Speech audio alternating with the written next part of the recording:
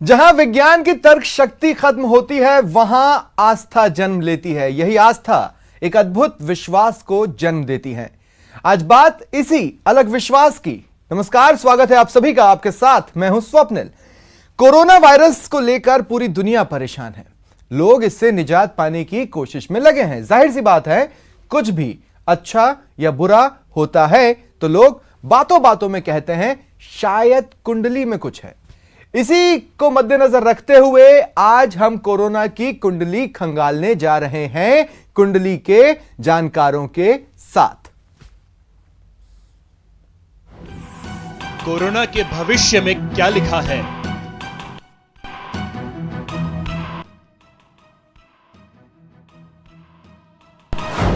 कब बिगड़ेंगे कोरोना के ग्रह नक्षत्र?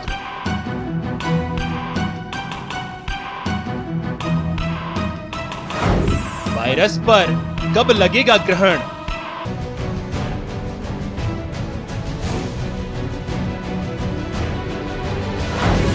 कोरोना के कारक पर कब बैठेगा केतु?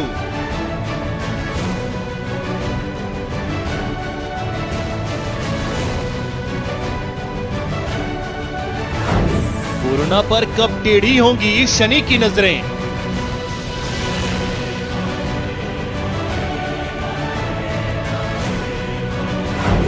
कोरोना पर कब आएगा राहु काल?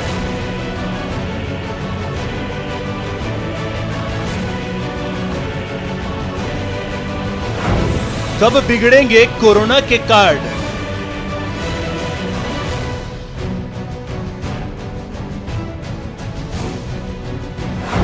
कोरोना पर क्या कहते हैं रमल के पासे?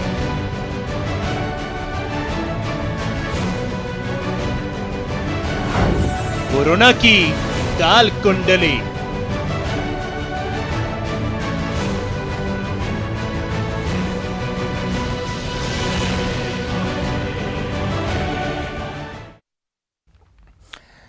कभी भी जिंदगी में किसी तरह की कोई मुसीबत आती है या फिर किसी तरह की परेशानी का सामना करना होता है तो हम जानकारों के पास पहुंचते हैं अपनी कुंडली दिखाने के लिए और फिर ये पता लगाते हैं कि आखिर क्या कारण है, क्या चीज है जो परेशान कर रही है और उसे दूर करने के लिए क्या हो सकता है।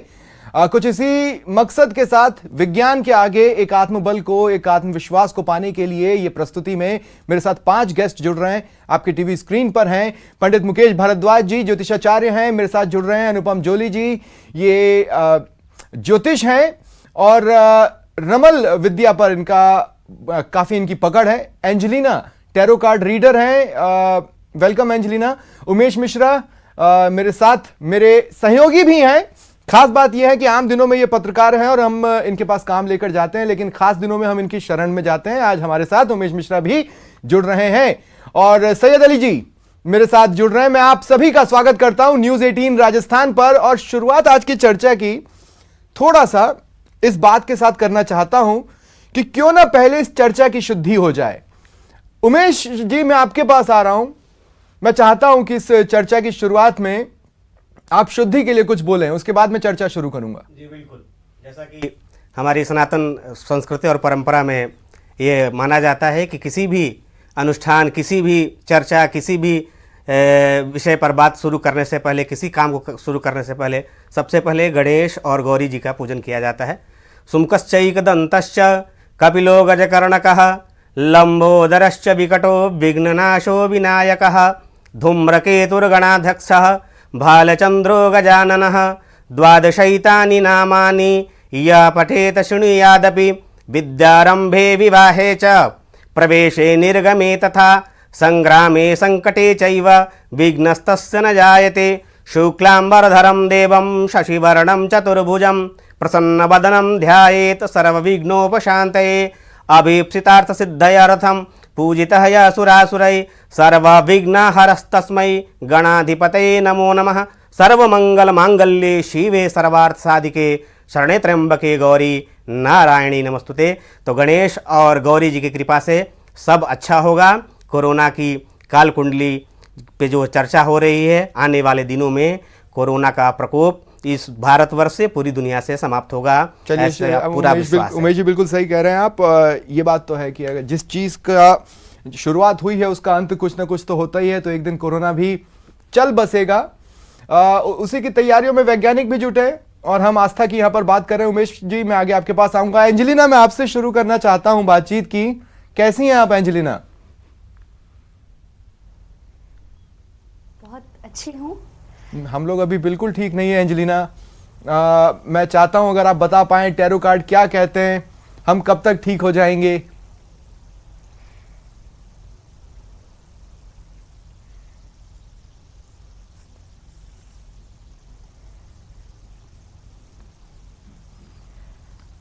हम लोग ज़्यादा समय नहीं लग रहा है हमें, मतलब कोरोना वायरस जल्द से जल्द ठीक होता हुआ आ रहा है और डिवाइन एंजल्स और सब हमें बहुत सपोर्ट कर रहे हैं।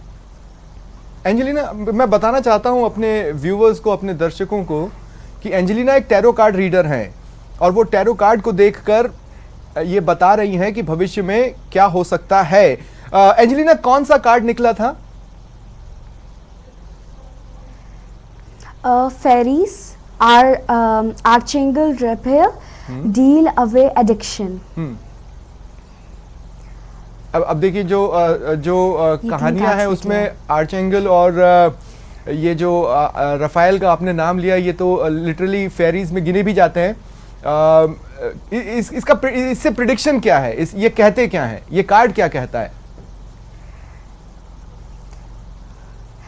ये कार्ड्स कह रहे हैं मतलब ये हमारी इंडिया को यानी कि वर्ल्ड को ये हील कर रहे हैं और जल्द से जल्द हमारे फ्यूचर को कोरोना फ्री कर रहे हैं।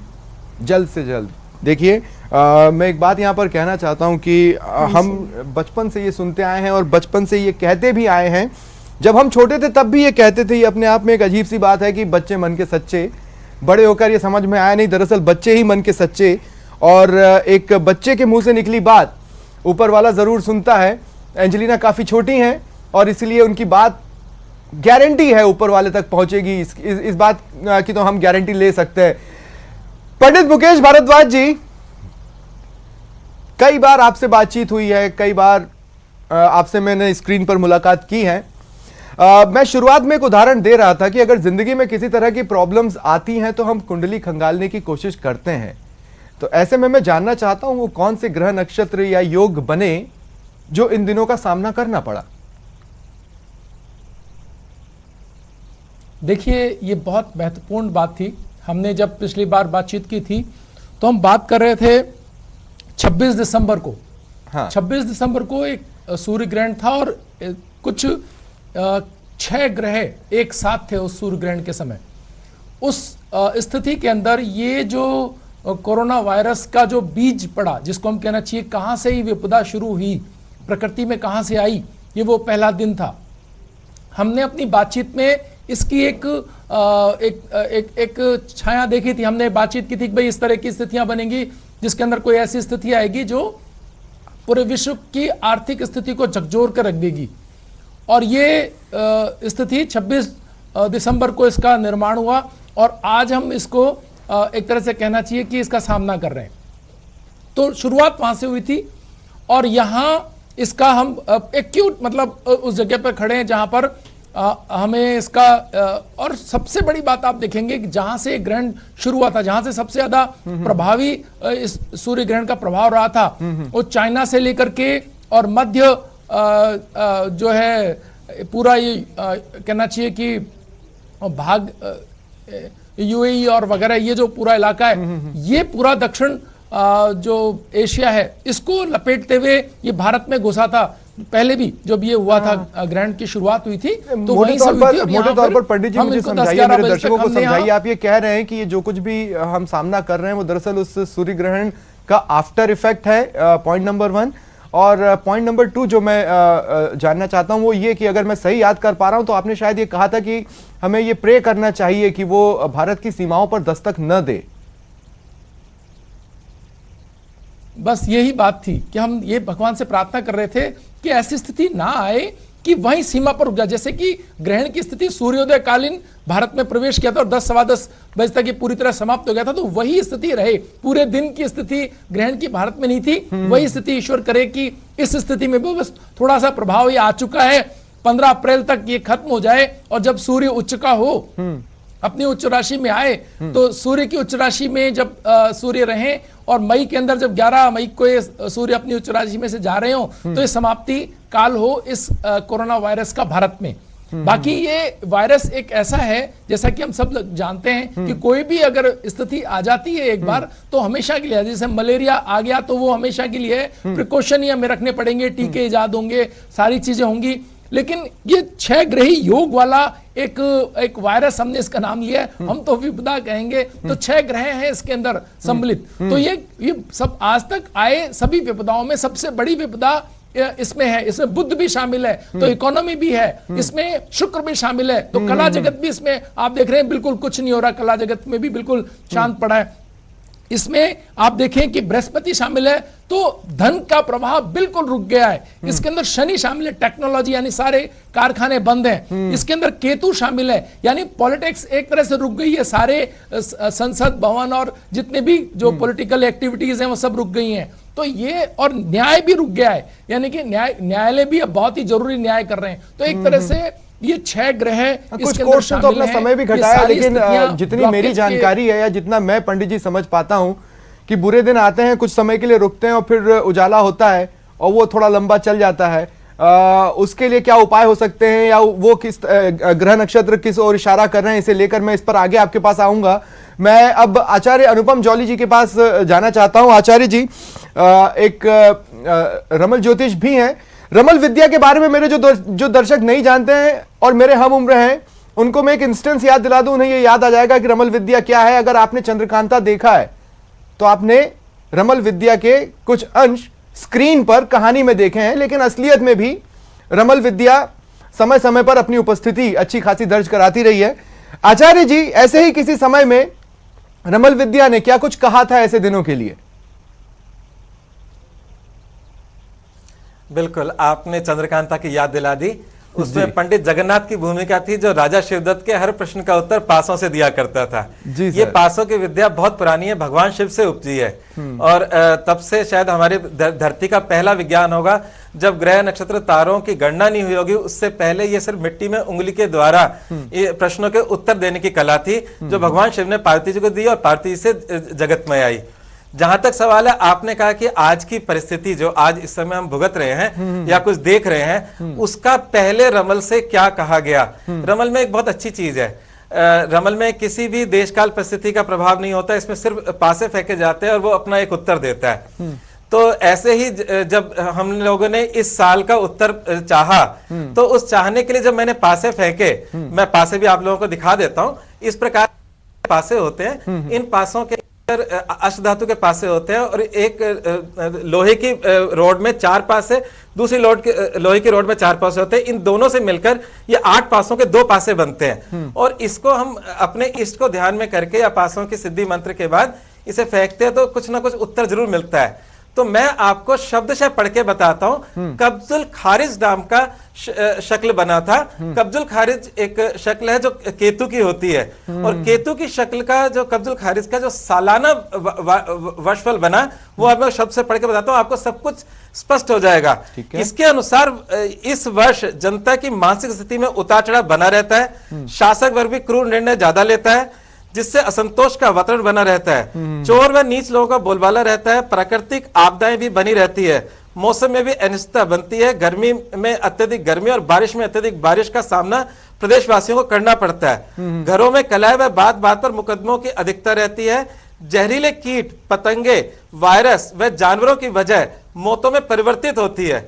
उक्त फलों की अधिकता देश के बहुत संसार के कई हिस्सों में होती है।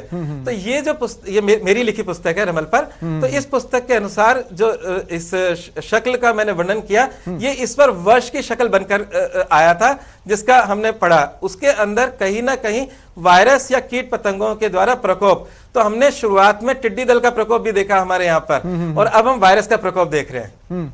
आचार्य जी, एक बात मैं कहना चाहता हूं कि अमूमन जो धर्मशास्त्री या ज्योतिषाचार्य होते हैं, जब वो समाज पर या दुनिया में आने वाली विपदा की बात कर रहे होते हैं तो उनके स्वर में एक चिंता का भाव होता है। आपके स्वर में चिंता का भाव नहीं था, यानी आपने इसके आगे भी कुछ अच्छा देखा है। निश्चित रूप से जहां तक सवाल है इस मतलब समस्या का, समस्या आती है और जाती है, और इसके लिए मैंने नहीं, हमारे दुर्गा सप्तशती के अंदर बहुत ही अच्छा मंत्र दे रखा है, और वो मंत्र कहता है कि हर महामारी को दूर करने का मंत्र है। और आप सबने अनेकों बार सुना होगा, जयंती मंगला काली भद्रकाली कपालिनी दुर्गा क्षमा शिवा धात्री स्वाहा स्वधा नमोस्तुते। इस मंत्र के अनुष्ठान करने से भी बहुत सारी बीमारियों का प्रकोप खत्म होता है। दुर्गा सप्तशती में इसे कहा है कि महामारी को के नाश हेतु इस मंत्र का प्रयोग करें।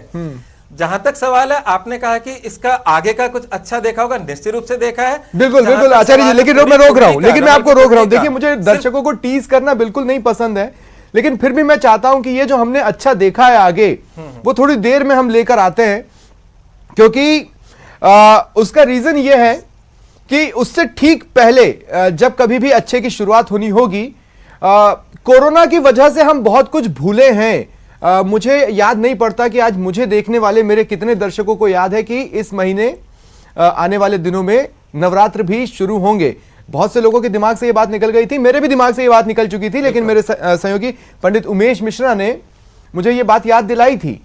उमेश, आपने कहा था कि जल्द ही नवरात्र भी शुरू होने वाले हैं। क्या कुछ आपने पाया या क्या कुछ आपने समझा कोरोना की स्थिति और आने वाले नवरात्र को लेकर? जी बिल्कुल, देखिए 25 मार्च को जो कि दिन बुधवार है, उस दिन हमारा नया संवत्सर 2077 विक्रम संवत्सर शुरू हो रहा है। और विक्रम संवत्सर शुरू होने के पहले दिन से ही साल का पहला नवरात्र, विक्रम संवत का पहला नवरात्र शुरू होता है, जिसे चैत्री नवरात्र या वासंतीय नवरात्र कहते हैं। तो ये 25 मार्च से शुरू हो रहा है, और उस दिन सबसे बड़ी बात जो है, दिन बुधवार है। तो देवी भागवत में बताया गया है कि जिस दिन पहला नवरात्र का जो पहला दिन होता है, जिस दिन कलश स्थापना होती है, उस दिन जो वार पड़ता है, सोमवार, मंगलवार, बुधवार, गुरुवार, उसके अनुसार माँ का की जो सवारी होती है वो अलग अलग हो जाती है। वैसे तो माँ का वाहन सिंह है, लेकिन नवरात्र के दिनों में अलग अलग दिनों में माँ जो हैं अलग अलग सवारियों पर होकर आती हैं। कहा गया है कि शशि सूर्य गजारूढ़ा शनि भौमे तुरंग में गुरौ शुक्रे च दोलायाम बुधे नौका प्रकृतिता। यानी कि सोमवार और रविवार को जब प्रथम पूजा होती है, प्रथम दिन की पूजा होती है, कलश स्थापना जिस दिन होती है, तो माँ जो है वो हाथी पर सवार होकर आती हैं। शनिवार और मंगलवार को कलश स्थापना का अगर दिन रहता है, पहला दिन होता है, तो माँ का वाहन घोड़ा होता है। वैसे ही गुरुवार या शुक्रवार को अगर कलश स्थापना होती है तो माँ डोली पर चढ़कर आती हैं, और बुधवार के दिन कलश स्थापना होने पर माता नाव पर सवार होकर आती हैं। अब ये यहाँ बात जो उचित है कि भाई अगर सोमवार को हो रहा है और माँ के सवारी का फल क्या है, अगर डोला पे सवार होके आ रही है तो उसका फल क्या है, नौका पर सवार होके आ रही है उसका फल क्या है, हाथी पर सवार होके आ रही हैं तो उसका फल क्या है। ये भी कहा गया है, तथा फलम गजे च जलदा देवी छत्रम भंगम तुरंग में नौकायाम सर्व सिद्धि स्यात् डोलायाम मरणम ध्रुवम। देवी जब हाथी पर सवार होकर आती हैं तो उस साल बारिश ज्यादा होती है, पानी ज्यादा बरसता है। घोड़े पर आती हैं तो पड़ोसी देशों से युद्ध की आशंका बढ़ जाती है। लेकिन देवी जब नौका पर आती हैं तो सभी मनोकामनाएं जो हैं, मनुष्यों की सभी मनोकामनाओं की पूरी करती, सभी मनोकामनाओं को पूरा करती हैं। और ये जो वासंतीय नवरात्र शुरू हो रहा है 25 मार्च, वो दिन बुधवार है। कलश स्थापना पहला नवरात्र जो है, इस वक्त तो पूरा देश ही सबके मन में एक ही मनोकामना है। एग्जैक्टली मैं यही कहना चाहता हूं कि सबके मन में एक ही कामना है। तो क्या वो बुधवार का दिन एक ऐसी लक्ष्मण रेखा खींच देगा जिसको कोरोना पार ना कर पाए? देखिए, हमारे सनातन संस्कृति में तर्क तो हैं, लेकिन सभी तर्कों से ऊपर जो आपने कहा कि आस्था और श्रद्धा है, उसमें और फिर कोई तर्क काम नहीं करता। और भक्तों के मन में ये विश्वास है कि माता, जो बताया गया है कि माता अगर बुधवार के दिन अगर नौका पर सवार होके आएंगी तो निश्चित रूप से सभी मनोकामनाओं की पूर्ति करेंगी। और मेरा विश्वास है कि ये आस्था और श्रद्धा जो भक्तों की अपने माँ के ऊपर है, माँ उसे अवश्य पूरा करेंगी। और मैं ये आपको विश्वास दिलाता हूँ कि 25 मार्च के बाद स्थितियाँ बदलेंगी और ये कोरोना जो दहशत बनकर पूरी दुनिया पे छाया हुआ है वो धीरे धीरे समाप्त होगा। चलिए, बिल्कुल। मेरे दर्शकों को भी कुछ शब्दों से अंदाज़ा हुआ होगा कि उमेश जी पंडित तो हैं ही, पत्रकार भी हैं। कुछ शब्द होते हैं हमारी बोली से जा नहीं पाते हैं आम बोलचाल में भी। एंजेलिना, मैं आपके पास आ रहा हूं। और एंजेलिना, मैं जानना चाहता हूं कि ये जिस तरह के हालात हैं, आप जब भी टीवी चालू करेंगे और न्यूज़ चैनल पर आएंगे तो हम तो आपको कोरोना ही दिखा रहे होंगे, तो आपके मन में भी तो कभी कुछ सवाल उठा होगा और आपने बैठे बैठे कोशिश की होगी कि चलिए मैं एक कार्ड उठा के देखती हूँ, मेरे सवाल का क्या जवाब मिलता है। तो वो सवाल क्या था और उसका जवाब क्या मिला था? मेरा सवाल ये था कि ये कोरोना मतलब कितने समय तक चलेगा। और आंसर क्या मिला? तो मेरा जवाब ये था कि 6 से 7 हफ्तों में मान सकते 1 से 2 महीना, उससे ज्यादा नहीं। उससे ज्यादा नहीं? दम नहीं है कोरोना में इतना? नहीं। हाँ, इस देश में तो दम नहीं है, इसमें कोई शक नहीं है। एंजेलिना, एक सवाल मैं भी पूछना चाहता हूं कि अब देखिए कई जगहों पर परीक्षाएं कैंसिल हो रही हैं, कई जगहों पर आने जाने के जो चीज़ें हैं, कुछ जगहों पर बसेस रोकी गई हैं, कुछ जगहों पर ट्रेन्स लगभग खाली हो गई हैं, फ्लाइट्स को रद्द करना पड़ रहा है। ऐसे कई इंडियंस हैं जो इंडिया के बाहर हैं और वतन वापसी का इंतज़ार कर रहे हैं। पिछले कुछ सालों में एक बहुत कुछ शब्द थे जो प्रचलन में आए थे कि अच्छे दिन आने वाले हैं। मैं ये कहना चाह रहा हूं कि क्या आप एक कार्ड उठाकर ये बता सकती है कि चीज़ें पटरी पर कब लौट आएंगी, यानी चीज़ें ऑलराइट फुल्ली फंक्शनिंग कब हो जाएंगी? मैं निकाल रही हूँ जी, एक सेकेंड। और बताइएगा जरूर कार्ड क्या निकला और उसका प्रेडिक्शन क्या कहता है। ये पास्ट का है, आर्चिल मिखेल। और प्रेजेंट का तो पास्ट लाइफ इश्यू बोल रहे हैं, बट कार्ड का नाम है। आप कार्ड दिखा सकते हो Angelina? Can you show us the card? हाँ श्योर, हाँ श्योर। आप बस उसको उठा दीजिए, कैमरे पर आ जाएगी उसकी तस्वीरें। आपने अभी कौन सा कार्ड निकला था हमारे सवाल पर? ये अभी वाले जो आपने क्वेश्चन पूछा है उसके जवाब है। हाँ, बताइए। तो इसके हिसाब से एक सेकेंड, देखिए मेरे जो टीम में मेंबर्स हैं कि ये वो आके उसको लगा देंगे। एंजेलिना, आप जारी रखें। ठीक है, मतलब सब कुछ बहुत जल्द सही हो रहा है, बस थोड़े जो इश्यूज आ रहे हैं हमारे टाइमिंग में, तो वो थोड़ा प्रॉब्लम क्रिएटिंग है। Okay Angelina, relax. आपके पास बैठे हैं आचार्य जी। मैं चाहता हूँ आप एंजेलिना को रिलैक्स कर दें। मेरे जो सहयोगी हैं वहाँ पर मौजूद हैं, वो आकर उनको ईयरपीस लगा देंगे। देखिए टेक्निकल चीज़ें हैं, ये आम दिनों में हमें भी सामना करना पड़ता है। हमें भी कोई कमांड्स देता है जो इस तरह एक हमारे कान में हम इसको लगा के रखते हैं ताकि हमें भी कमांड्स मिल जाएं, हमें भी वो चीज़ें सुनाई दे जिनसे हम बातचीत कर रहे हैं और हम जो बोलें वो उन तक पहुँचे। उसी का एक रूप है और लाइव में इस तरह की चीज़ें हो जाती हैं। पंडित मुकेश भारद्वाज जी, अब मैं आपके पास आ रहा हूं जहां पर आपसे बातचीत रुकी थी। ग्रह नक्षत्रों की गणना क्या कहती है आगे के लिए? आगे के लिए ये है कि अगर केवल हम स्वास्थ्य के मुद्दे पर देखते हैं, केवल हेल्थ देखते हैं, तो 21 जून एक ऐसी डेट है जिस दिन ये सब भारत में रुकने की पूरी संभावना जताती है। ठीक है, यहां आते आते लगभग हर चीज सामान्य हो जाए। अगर नहीं हुई तो फिर की कल्पना तो हमें नहीं करनी चाहिए, लेकिन 21 जून एक ऐसी डेट है जहां पर इसे समाप्त होने के पर्याप्त हमारे पास ज्योतिषीय आकलन है कि यहां पर एक और सूर्य ग्रहण आ रहा है 2020 के अंदर 21 जून को। इस दिन ये जो वहां से शुरू हुआ था, एक सूर्य ग्रहण से शुरू होकर दूसरे सूर्य ग्रहण पर यह समाप्त होता हुआ दिखाई दे रहा है। इतना बड़ा हो जाना इसका, छोटे मोटे तौर पर तो ये इसका एक टीका विकसित हो जाएगा और वो सबको लगता रहेगा ये एक अलग प्रक्रिया हम कह सकते हैं कि शुरू हो जाएगी। लेकिन इसके बाकी इफेक्ट जो है आर्थिक जगत पर, अन्य चीजों पर, वो तो बहुत, वो नहीं लग रहा है कि मार्च 2021 से पहले उसमें कोई राहत आती हुई नहीं दिखाई दे रही है। ये बहुत महत्वपूर्ण ढंग से पंडित जी ये जो सिचुएशन आ गई है, थोड़ा सा क्लैरिफिकेशन चाहता हूं, मैं थोड़ा सा इस बात को समझना चाहता हूं जो आपने कहा 21 जून से चीजें पटरी पर लौटने लगेंगी। कई तरह के हालात होते हैं जिसमें जिंदगी को पटरी पर लौटने में समय जरूर लगता है, लेकिन जिंदा दिली से वो चीज जल्द भी हासिल की जा सकती है। लेकिन 21 जून वो डेट है जहां से चीजें पलटेंगी, हालात पलटेंगे, ये आप कह रहे हैं? जहां से खत्म हो सकता है ये सारा, ये जो सारा है ये समाप्त हो सकता है। इसके बाद की जिंदगी बिल्कुल नॉर्मल की तरफ हम जा सकते हैं उस 21 तारीख वाले सूर्य ग्रहण के बाद। एक तो बात है ये तो है स्वास्थ्य के मुद्दे पर। लेकिन अगर हम आर्थिक बात करें इसकी, तो वो फिर वो जा रहा है मार्च 2021 पर।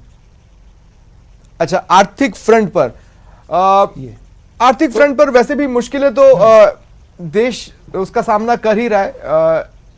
इकोनॉमिक क्राइसिस की बातचीत लगातार हो ही रही है, उसे ये और गहराएगा। उसकी कोरोना की वजह से वो और गहरा रहा है। लेकिन ये एक आप अच्छी बात बता रहे हैं कि वो मार्च 2021 तक आते आते संभल सकता है। तो देखिए, मुझे दो चीजों के जवाब एक साथ मिले, एक तो कोरोना के भी और इकोनॉमिक फ्रंट के भी। मैं आगे भी बातचीत जारी रखूंगा, लेकिन फिलहाल एक छोटे से ब्रेक का यहां पर वक्त हो रहा है। आप सभी मेरे साथ बने रहें, हम जल्द हाजिर हो रहे हैं और ब्रेक के उस पार हम ये जानने की कोशिश करेंगे कि ज्योतिषाचार्य कह रहे हैं 21 जून, क्या अन्य विद्या भी इस डेट के आसपास चीजों को सपोर्ट कर रही है? क्योंकि अगर ऐसा है तो हम मुस्कुराते हुए इस बुलेटिन को क्लोज करेंगे। तो फिलहाल एक ब्रेक के लिए रुक रहे हैं, जल्द हाजिर होते हैं।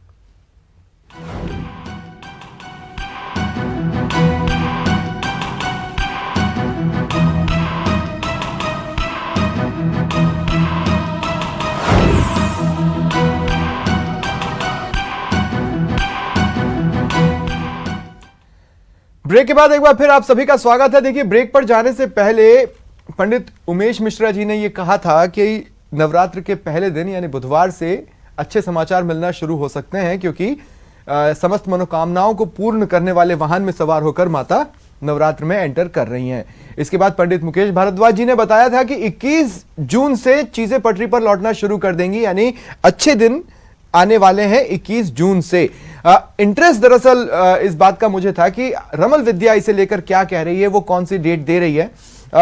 आचार्य जी, मैं आपके पास आ रहा हूं। आचार्य अनुपम जी, उस समय आपने बताया था जब ब्रेक से पहले आपसे चर्चा हो रही थी कि बहुत शुभ भी रमल विद्या ने देखा, वो क्या है?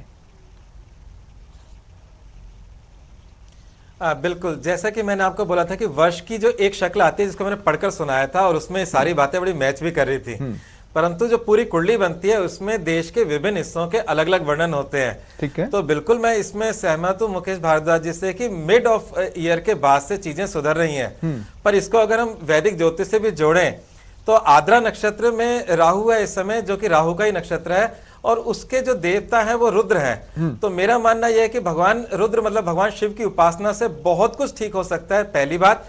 दूसरी बात, जहां तक सवाल है मुकेश भारद्वाज जी ने कहा ग्रहण का, सचमुच ग्रहणों का ही असर होता है इन महामारियों में।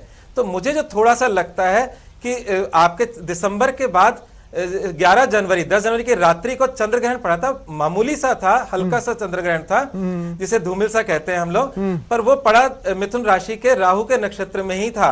और जहां तक मैंने इस पे थोड़ी सी स्टडी की तो चाइना की जो कुंडली आती है, जैसे हर देश की कुंडली होती है, भारत की स्वतंत्र भारत की कुंडली 14 तारीख की रात के 12 बजे मतलब 15 तारीख की 00 की कुंडली बनती है। ऐसी जो चाइना की कुंडली बनती है वो मकर लग्न और मकर राशि की है और उसके रोग के घर से राहु का गुजरना और वहीं चंद्र ग्रहण का होना, उसके बाद से चीजें का बढ़ना, ऐसा मुझे लगता है कि ये सब चीजें मैच हो रही हैं।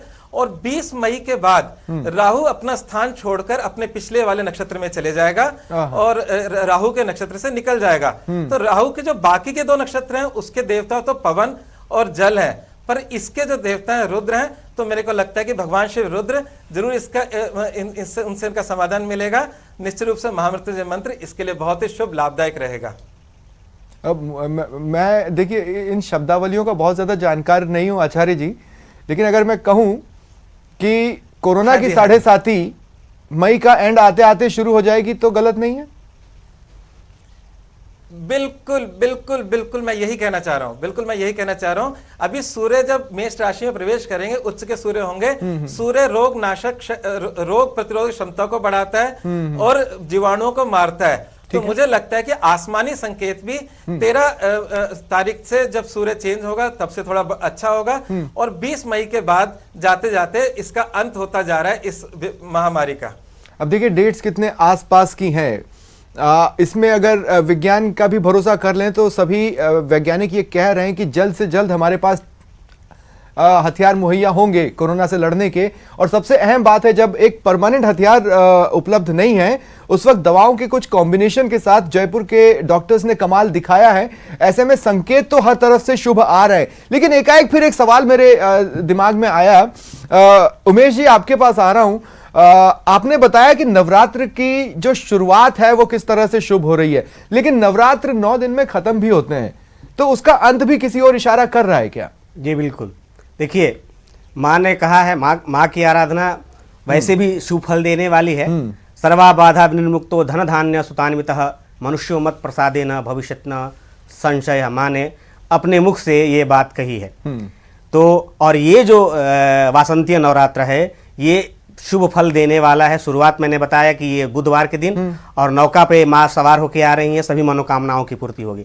लेकिन इसका जो नवरात्र का आखिरी दिन है, उस दिन देवी भागवत के अनुसार उस दिन भी माना जाता है कि जो दिन वार होता है, सोमवार बुधवार, उसके अनुसार माँ किस चीज पे गमन करेंगी, माँ की विदाई किस चीज पर होगी, वो दिन के अनुसार निश्चित होता है। और इस बार जो है 2 अप्रैल को रामनवमी है, नवरात्र का अंतिम दिन है। तो जो बताया गया है कि शशि सूर्य दिने यदि सा विजया महिषागमने रुशुकया, शनि भौम दिने यदि सा विजया चरणायुधा यानी करा विकला, बुध शुक्रे दिनी यदि सा विजया गजवाहन या शुभ वृष्टि करा, सुरराज गुरु यदि सा विजया नर वाहन सा शुभ सौख्य करा। इसका अर्थ ये हुआ कि गुरुवार के दिन 2 अप्रैल को गुरुवार है, और गुरुवार के दिन अगर माँ का गमन होता है तो वो नर वाहन यानी शव पर गमन होता है। और शव पर जब माँ का गमन होता है तो पूरे संसार में सुख और शांति की वृद्धि होती है। रविवार सोमवार को देवी भैंसा की सवारी से जाती हैं तो देश में रोग और शोक बढ़ता है। हो सकता है कि जो पिछले नवरात्र माघ में गुप्त नवरात्र पड़ा था, जैसे 4 नवरात्र हमारे साल भर में माने जाते हैं, 2 उदय नवरात्र होते हैं और 2 गुप्त नवरात्र। जो उदय नवरात्र चैत्र और वासंतीय नवरात्र और शारदीय नवरात्र ये उदय नवरात्र होते हैं, और माघ और आषाढ़ महीने के में जो होते हैं वो गुप्त नवरात्र होते हैं। तो ये जो अभी कोरोना रूपी महामारी पूरी दुनिया में फैली हुई है, ये भी माँ का प्रकोप हो। माँ पिछले नवरात्र में किस वाहन पे आई और किस वाहन पे गई, लेकिन इस बार जो नवरात्र है आगमन तो शुभ है ही, और जो गमन है वो गुरुवार को है नर वाहन पे, जो कि सबसे ज्यादा शुभ माना जाता है। तो मुझे पूरा विश्वास है, जैसा कि माना भी जा रहा है, हमारे वैज्ञानिक भी कह रहे हैं जो इस पर लगातार खोज कर रहे हैं कि या भारत वर्ष के लिए खास करके माना जा रहा है कि आने वाले जो 15 दिन हैं वो बहुत ही क्रूशियल हैं, बहुत ही अहम हैं। तो ये मेरा जो आकलन है देवी माता की कृपा से कि जो आज मान लिए कि 19 तारीख है और 2 अप्रैल 14-15 दिनों की जो ये अवधि है, निश्चित रूप से ये 14-15 दिनों की अवधि भारी है, लेकिन नवरात्र शुरू होने के साथ ही और माँ के गमन के साथ ही नरवाहन पे सभी निश्चित रूप से सभी का कल्याण होगा और सुख शांति की वृद्धि होगी। और यही बात मुझे एक और अहम सवाल की ओर ले जा रही है। पंडित मुकेश भारद्वाज जी, मुझे मेरे परिवार ने ये बताया कि मेरी कुंडली में एक एक्सीडेंट लिखा है। मैं गाड़ी बहुत अच्छी चलाता हूं, मुझे अपने ऊपर कॉन्फिडेंस है, लेकिन यही कॉन्फिडेंस डाउनफॉल का कारण भी बन सकता है। लेकिन इसके बाद मुझे ये अंगूठी दी गई। अब मैं ये कहना चाहता हूं कि इससे मेरी वाइफ बहुत ज्यादा कॉन्फिडेंस में रहती है। तो मैं ये इंस्टेंस बताने के पीछे जो रीजन है मैं उस पर आ रहा हूं, लेकिन मुझे पीसीआर से बताया जा रहा है कि एक बड़ी खबर है।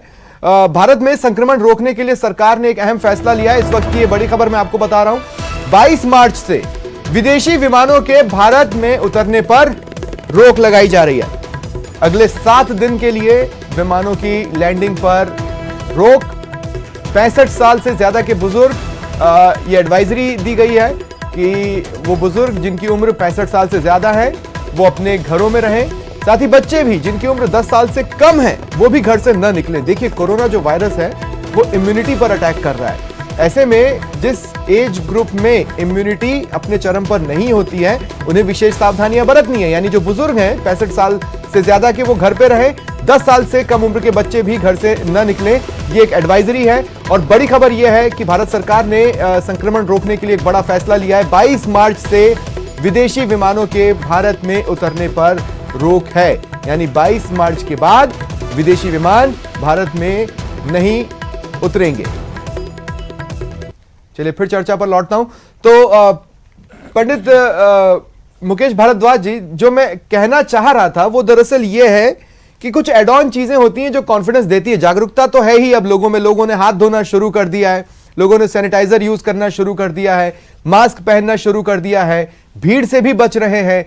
लेकिन आने वाले दिनों में किस राशि के लोगों को विशेष या एक्स्ट्रा सावधानियां बरतनी है और वो कौन सी राशि के लोग हैं जो थोड़ा जल्दी रिलैक्सेशन पा जाएंगे, और इन द मीन टाइम ऐसे ही अपना आत्मबल बढ़ाने के लिए किन चीजों का उपयोग कर सकते हैं, मणि या रत्न या कुछ? बिल्कुल, ये बहुत महत्वपूर्ण, बहुत अच्छे सवालों का कॉम्बिनेशन है। सबसे पहली बात कि किन राशियों को, देखिए इम्यून सिस्टम किन राशियों का कमजोर होता है। कर्क राशि वालों का इम्यून सिस्टम थोड़ा कमजोर होता है अगर शनि के साथ उनके कॉम्बिनेशन बन रहे हो तो। वृष राशि वालों का भी इम्यून सिस्टम थोड़ा कमजोर देखा जाता है। ओवर कॉन्फिडेंस होने के कारण कॉन्फिडेंट हो जाए तो सिंह राशि वाले भी कभी इसकी जद में आते हुए दिखाई देते हैं। तो ये कुछ राशियां, वृश्चिक राशि वाले भी अपनी अगर ये किसी चीज को बहुत बड़ा मान ले, यानी कल्पना जगत में मान लें कि वायरस बहुत बड़ी चीज है और बड़ा उनको तकलीफ दे रहा है और बहुत कुछ गड़बड़ हो सकती है, तो उनका इम्यून सिस्टम सेल्फ डैमेज की तरफ जा सकता है, तो उनके लिए भी थोड़ी समस्या हो सकती है। अदरवाइज बाकी सबके लिए ये कोई इतनी समस्यादायक बात नहीं है। राशियों के अगर अकॉर्डिंग बात करें तो बात आती है कैसे हम इस पे ओवरकम, कैसे हम काबू पा सकते हैं, क्या उपाय करें। जैसे आपने कहा कि एक अंगूठी आपने पहन रखी है, हाँ। हमें तीन चीजों पे जाना चाहिए। पहला, सूर्य जो है सभी तरह की बीमारियों को खत्म करने के लिए एक बेहतरीन हमारे पास प्रत्यक्ष देवता है। तो आप अगर सूर्य के सानिध्य में सूर्योदय के समय जो 2-2.5 घंटा अगर सूर्य की रोशनी में रहते हैं, सूर्य के प्रकाश में रहते हैं, सूर्य को अर्घ देते हैं, यानी कि जल सूर्य को अर्पित करते हैं और एक नली वाले लोटे से 1 मिनट से ज्यादा देर तक, तो आप यकीन माने कि आपका इम्यून सिस्टम बढ़ता है। सूर्य की रोशनी में आप ताकतवर हो जाते हैं, आपका शरीर मजबूत हो जाता है। दूसरा, जो नवरात्र हैं, ये यहां से एक बहुत बड़ा अवसर हमारे सामने, चाहे तो कल से भी कर सकते हैं, लेकिन नवरात्र के रूप में जब आपके सामने अवसर मौजूद है तो आप दोनों समय कपूर और लौंग के साथ में अपने पूरे घर को एक शुद्ध करने का एक तरीका आपके पास मौजूद है। ये फेफड़ों के ऊपर ही ज्यादा आपको असर डाल रखे है कोरोना वायरस। तो यहाँ स्मेल, यानी केवल आप जो वायु की गुणवत्ता सुधार करके और वायु के इन्फेक्शन को खत्म करके ही आप इससे कोई बचाव की बात सोच सकते हैं। हालांकि वैज्ञानिक इससे मतभेद रख सकते हैं हमारी बात से, लेकिन जो भारतीय ज्योतिष जो एक पूरा विधान है कि कैसे किन्हीं चीजों पे आप पंडित जी, मैं तो देखिए, मैं विश्वास और अंधविश्वास के फेर में कभी नहीं पड़ता, लेकिन मैं ये बात जरूर जानता हूं और शायद बहुत से वैज्ञानिक भी इस बात को मानेंगे कि अगर अंदर से एक बार किसी चीज से फाइट करने की इच्छा जागृत हो जाए तो सुधार की तरफ तेजी से बढ़ा जा सकता है। अगर किसी को धर्मशास्त्र से, ज्योतिष शास्त्र से वो बल मिलता है तो इसमें भी कोई बुराई नहीं है। तो वैज्ञानिकों को अगर आपत्ति भी है तो वो इस बात पे सहमत हो जाएंगे, ये मेरा व्यक्तिगत तौर पर मानना है। ऐसे में जिसको जहां जो भी आत्मबल के लिए चीजें मिल रही हैं उसे फॉलो करें। अब आचार्य जी, मैं आपके पास आ रहा हूं, आचार्य अनुपम जौली जी। मैं चाहता हूं कि एक बार आप एक चीज इसमें जोड़ना चाहेंगे अपन। हाँ, अच्छा, जोड़िए पंडित जी, जोड़िए। इसमें जो जिस चीज के ऊपर ये कपूर और लौंग की हम बात कर रहे हैं, जो हमेशा हम अपने देवी की उपासना में काम में लेते हैं, वो जो कास्ट है वो कास्ट पीपल की हो और जो कंडा है वो गाय के गोबर का हो। बस ये 2 चीजें इसमें जुड़ते ही ये एक चमत्कारी प्रभाव देने वाली एक आस्था से जुड़ी हुई बात है। देवी का हमको आशीर्वाद मिले, भगवान शिव का आशीर्वाद मिले और सभी रोगों से हमारी मुक्ति हो। लेकिन ये सामग्री इस तरह से हो कि कंडा जो है वो गाय के गोबर का हो और गाय के घी से अगर मिलता है तो बहुत बेहतर। लौंग और कपूर ये चीजें मिलकर के एक अद्भुत इफेक्ट, आपके घर को तो कम से कम आप शुद्ध कर सकते हैं और सार्वजनिक रूप से भी अगर आप इस तरह के हवन या यज्ञ करते हैं तो पूरे वातावरण को शुद्ध करने की क्षमता आपको मिलती है। ठीक है, अगर मेरे तमाम दर्शकों की अगर ज्योतिष शास्त्र पर आस्था है, रमल शास्त्र पर आस्था है, टैरो कार्ड्स पर अगर आस्था है, तो आप इन चीजों को फॉलो करें। लेकिन एक बात जिसको आप फॉलो ना करें वो है भोपा। भोपा जो भी कहे प्लीज आप उसे फॉलो मत कीजिएगा, बस ये समझ लीजिएगा कि भोपू पे फालतू का शोर सुनाई दे रहा है। आचार्य अनुपम जी, क्या रमल शास्त्र भी राशियों को मानता है? ग्रह नक्षत्रों के हिसाब से गणना तो वो सदियों से निकालता आ रहा है, अगर वो राशियों का मानता है तो क्या आपने राशि के हिसाब से पासे फेंकने की कोशिश की, कुछ चीजें जानने की कोशिश की, या फिर अभी लाइव अगर आप कर पाए? हाँ स्वप्निल, जहां तक मैंने कहा था कि कलिष्ट गणनाओं से नहीं बना रमल शास्त्र, परंतु उसमें 16 शक्लें होती हैं। वो 16 शक्लें चंद्रमा की 16 कलाओं को प्रदर्शित करती हैं। साथ ही साथ हर शक्ल की एक राशि होती है और हर शक्ल का एक ग्रह होता है। तो जहां तक आपने पूछा कि किन राशि वाले लोगों के लिए यह तकलीफदायक हो सकता है, तो मैं निश्चित रूप से आपके सामने इसका प्रदर्शन करूंगा, क्योंकि रमल शास्त्र में एक खास बात होती है कि आप अपना मन में जिस संकल्प को लेके पासे फेंकेंगे उत्तर उसी संकल्प का आएगा। तो जिन राशि वाले लोगों को रमल शास्त्र के अनुसार संभल के रहना चाहिए, मैं उसकी चर्चा करता हूं, आपके सामने लाइव ही करता हूं। पहले तो मैंने नहीं निकाला, पर अभी मैं निकालता हूं। जी बिल्कुल, हम लोग भी जी, जिन्हें चंद्रकांता याद नहीं है अब याद आ जाएगा। बिल्कुल बिल्कुल बिल्कुल।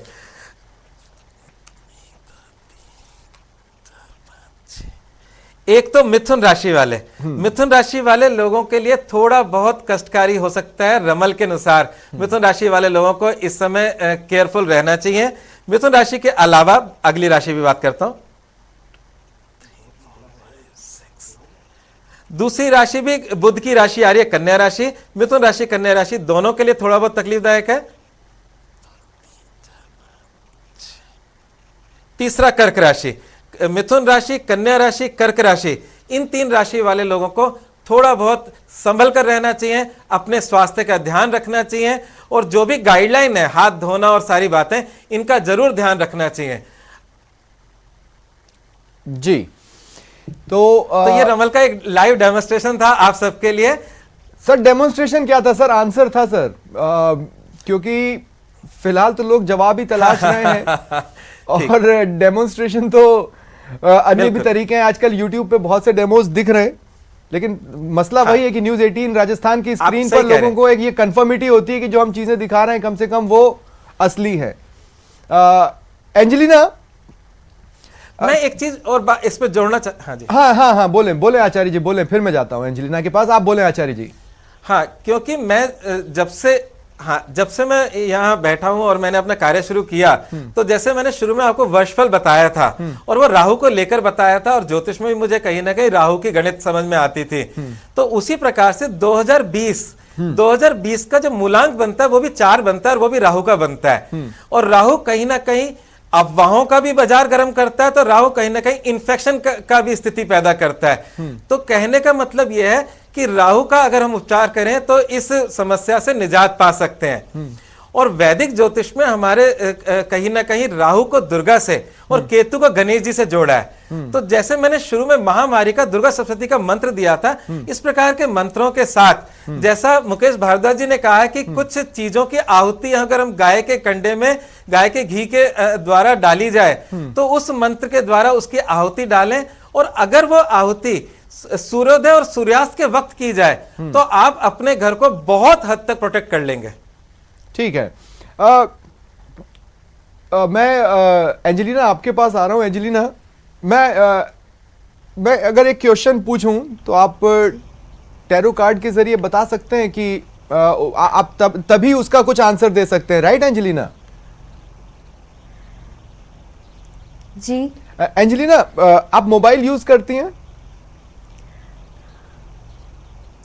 हाँ जी। आप देख रहे हो उसमें किस किस तरह के मैसेजेस आ रहे हैं। मैं र्यूमर्स की तरफ इशारा कर रहा हूं, मैं उन लोगों की तरफ इशारा कर रहा हूं जो व्हाट्सएप पर एक के बाद एक मैसेज दे रहे हैं। मैं ये जानना चाहता हूं कि टैरो कार्ड्स क्या कहते हैं कि लोगों तक सही इंफॉर्मेशन कब तक पहुंच जाएगी। ये व्हाट्सएप की बातों पर ही ना डिपेंडेंट रहें, प्रॉपर इन्फॉर्म्ड कब तक हो जाएंगे, क्या ये सवाल मैं पूछ सकता हूं? मतलब कोरोना वायरस से रिलेटेड? जी एक्चुअली एंजेलिना, मुझे नहीं पता आपकी मोबाइल पर कितनी रीच है, लेकिन मुझे कोरोना से बचाव के ऐसे ऐसे मैसेजेस आए हैं जिसके पीछे कोई तर्क नहीं हो सकता। इसलिए मैं पूछ रहा हूं कि लोग एटलीस्ट वेल इन्फॉर्म्ड कब तक हो जाएंगे।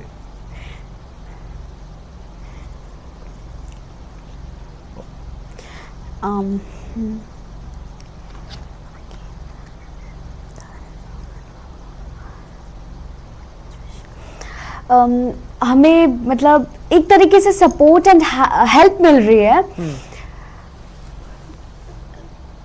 थ्रू डिवाइन, और कि यस बहुत जल्द ये होगा। ठीक है एंजेलिना, एक्चुअली जब मैं सवाल पूछ रहा था पंडित मुकेश भारद्वाज जी मुस्कुरा उठे थे। मेरे ख्याल से उनके भी व्हाट्सएप पर बहुत सारे मैसेजेस हाल के दिनों में आए हैं। एक्चुअली प्रॉब्लम यह है कि हम एक इंडियन के तौर पर बहुत इमोशनल होते हैं और हमें अपनों की केयर भी बहुत ज़्यादा होती है, इतनी ज़्यादा होती है कि हम सही झूठ का पता लगाने से पहले ही आउट ऑफ केयर भी लोगों को मैसेजेस भेज देते हैं। इसलिए कुछ चीज़ें जो र्यूमर्स हैं उन पर तो बिल्कुल भी ध्यान न दें, खासकर नंबर्स पर तो बिल्कुल भी ध्यान न दें। कोरोना का जो मोर्टेलिटी रेट है वो काफ़ी कम है, अगर आप सावधानी बरतेंगे तो वो उतना ही बना रहेगा। मैं अब एक विशेष सेगमेंट पर आया हूं और मुझे पूरी उम्मीद है आचार्य जी, पंडित जी, एंजेलिना, आप तीनों एंजॉय करेंगे। दरअसल पंडित उमेश मिश्रा जी का एक साइड और है जिसमें वो देसी भाषा का भी इस्तेमाल करते हैं, देसी शब्दों का भी इस्तेमाल करते हैं। आप उसे लोकगीत भी कह सकते हैं, लेकिन जरूरी नहीं है कि वो लोकगीत हो, वो पंडित जी के मन का उद्गार भी होता है। तो पंडित उमेश मिश्रा जी, मैं आपके पास आ रहा हूं। अगर कोरोना को लेकर हाल के दिनों में आपने कुछ म्यूजिक बनाया हो या कुछ लिखा हो तो एक बार आप यहां पर शेयर जरूर करें। देखिए, बात सही है। मैं जो चर्चा के विषय रहते हैं उस पर मैं बनाता रहता हूं, लेकिन ये भी इस बार कोरोना के जो समाचार हैं और उस पर इतना काम ज़्यादा हो रहा है कि फ़िलहाल तो ऐसा कोई मुझे मौका नहीं मिला है। लेकिन मैं ये कहूँगा कि जो नवरात्र आ रहा है, मैं हूँ चपल चंचल सदा अज्ञान सागर में पड़ा, पर एक संबल है मुझे, मैं तो शरण तेरी खड़ा। माँ के शरण में सब लोग हैं, न तातो न माता न बंधु न दाता, न पुत्रो न पुत्री न भृत्यो न भर्ता, न जाया न विद्या न वृत्ति ममैव, गतिस्त्वम गतिस्त्वम त्वमेका भवानी। तो माँ भवानी जो हैं, माँ दुर्गा ही हमारी गति हैं और माँ की शरण सबका कल्याण करेगा। मैं इतना कहना चाहता हूँ फिलहाल। बिल्कुल। और अब देखिए, ये कहा जाता है कि पूत कपूत सुने हैं लेकिन माता सुनी न कुमाता, और पुत्रो जायत क्वचिदपि कुमाता न भव। हाँ पंडित जी, और सबसे बड़ी बात है फिर ये तो माओं की माँ है, जगत जननी है, उन्हीं से उम्मीदें हैं। हम ही कपूत साबित हो सकते हैं सावधानी न बरत कर या कुछ और कर, लेकिन माता सबकी रक्षा करे, यही उम्मीद है। और क्या कुछ किया जा सकता है, क्या शास्त्र कह रहे हैं। कल हमने धर्मशास्त्र के नजरिए से जागरूकता फैलाने की कोशिश की थी, आज हमने ये कोशिश की है कि साइंस को तो आप सुने ही, दिन भर हमने आपको सुनाया, लेकिन अगर आपको इनसे भी संबल मिलता है तो इसको भी सुने, हो सके तो फॉलो करें। और सबसे अहम बात यही है कि देखिए, खुशखबरियां आपका इंतजार कर रही हैं। साइंस भी यही कह रहा है, ज्योतिष शास्त्र भी यही कह रहा है, रमल विद्या भी यही कह रही है, टैरो कार्ड्स ने भी यही रीड किया है कि बहुत जल्द अच्छे दिन आने वाले हैं। आप सभी का बहुत बहुत शुक्रिया मेरे साथ जुड़ने के लिए और आज इस चर्चा में शामिल होने के लिए।